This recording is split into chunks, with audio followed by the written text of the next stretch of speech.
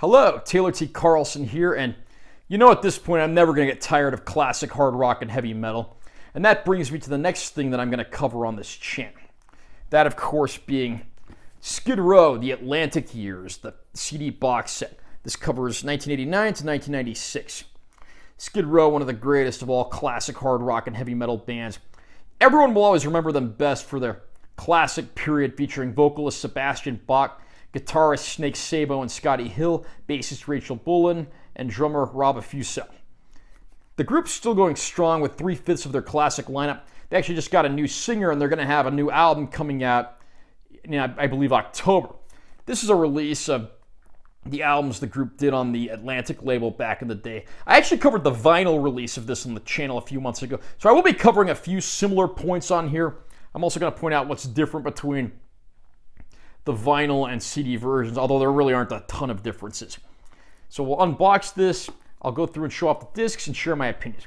Here's the front cover. I put the hype sticker from the shrink wrap on there, made it look a little less plain. And I'm going to read what this says on here too.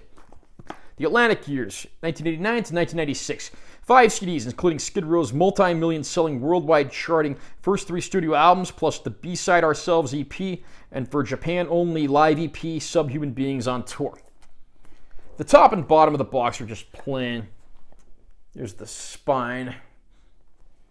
Back cover has pictures of the albums that are included here. We have the self-titled 1989 debut, Slave to the Grind, the B-Side Ourselves EP, Subhuman Raised, and the Subhuman Beings on Tour live EP. You got that stylized photo of the group on the bottom there.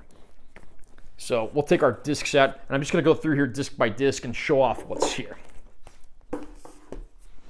We'll start off with the 1989 debut. One of my favorite debut records of all time. One of my favorite records of all time, period. And of course, here we have our inner sleeve. Got the artwork there with that nice big Skid Row logo on it. Beautiful looking disc. It's just plain black underneath there. No hidden artwork or anything. Now we'll see what we got in here. They actually do have fold-out inserts. I kind of wish they'd gone for booklets instead of these, but I am glad they included anything at all, so this is actually pretty nifty. This is pretty much just text. It's got the lyrics, got credits, produced by Michael Wagner, management by Doc McGee. Now on the other side, we got more info, more lyrics, and so forth, all our credits. Like I said, I'm really glad they included anything with these, because they could have just, stuck the discs in a box and I still would have bought it.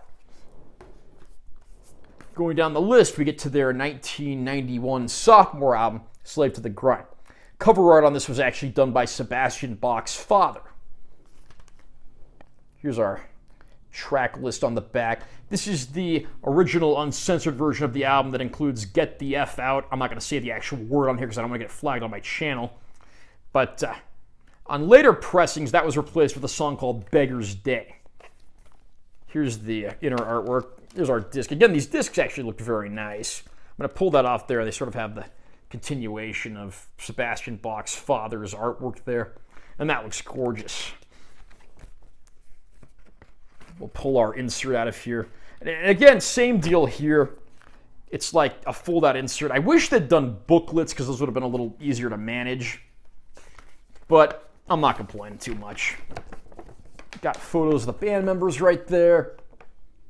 Lyrics for the songs, credits.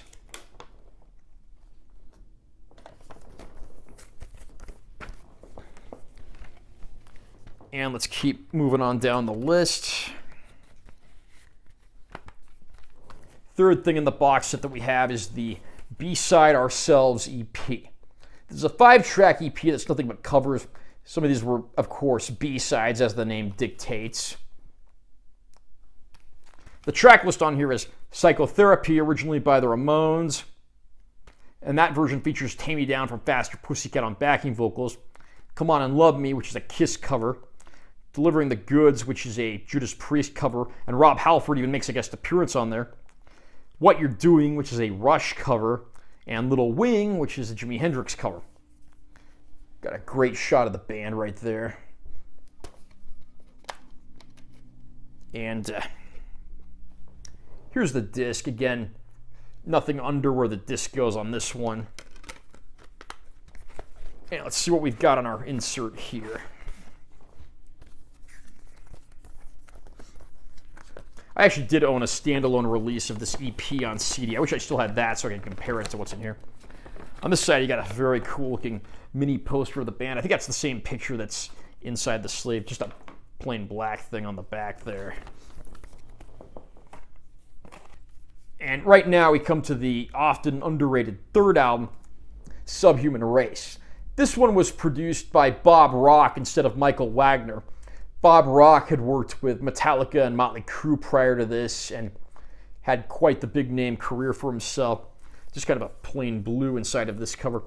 When they put these songs on their best of compilation a few years later, the ones that went on were actually remixed for that, I guess to better resemble the sound quality of the earlier releases. So let's take a look at the insert for this one. And they actually really went stylized with this one. Got a very 90s look about it. Lyrics on the back, and even the lyric sheet's pretty stylized. I love the way that looks. This album never really gets the proper credit, and that's a shame because I actually quite like it.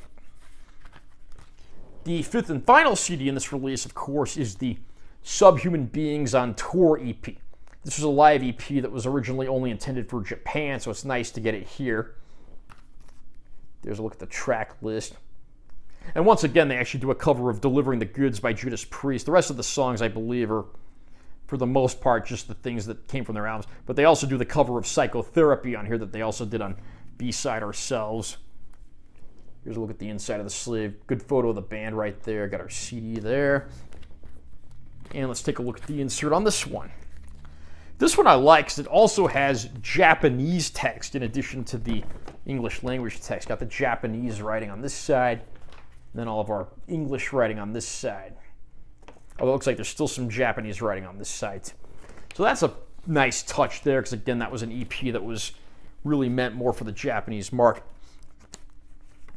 So the only major difference between this and the vinyl release is on the vinyl release, they separated Slave to the Grind and Subhuman Race into 2 LPs each. So that was a 7-disc set, whereas the CD version is just a 5-disc set. Unfortunately, the same complaints I had with the vinyl version apply here. There are a lot of missing songs that were non-album tracks.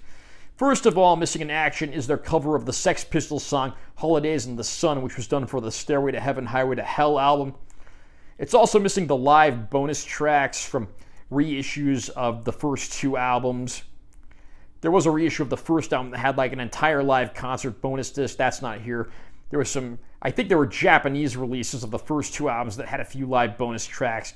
Those aren't here. The song Beggar's Day is not here, even though they had plenty of room to fit it on the CD. That's a huge disappointment right there. And then any of the non-album tracks from their best of compilation are not here either, including the unreleased like demos, studio sessions, and then those remixed versions of the few tracks that were on Subhuman Race. There's also no like master booklet for the set other than those inserts that are in the individual sleeves.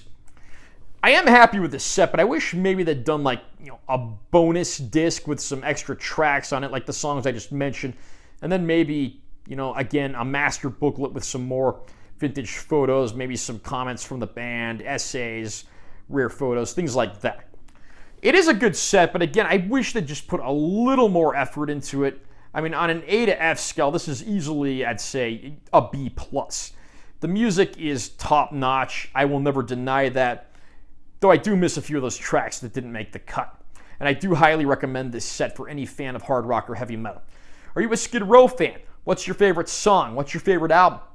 Comment down below and let me know what you think. Also, remember to subscribe to this channel for more content because I'm always posting new videos. And be sure you give this one a like if you found it helpful. I'm Taylor T. Carlson. See you next time.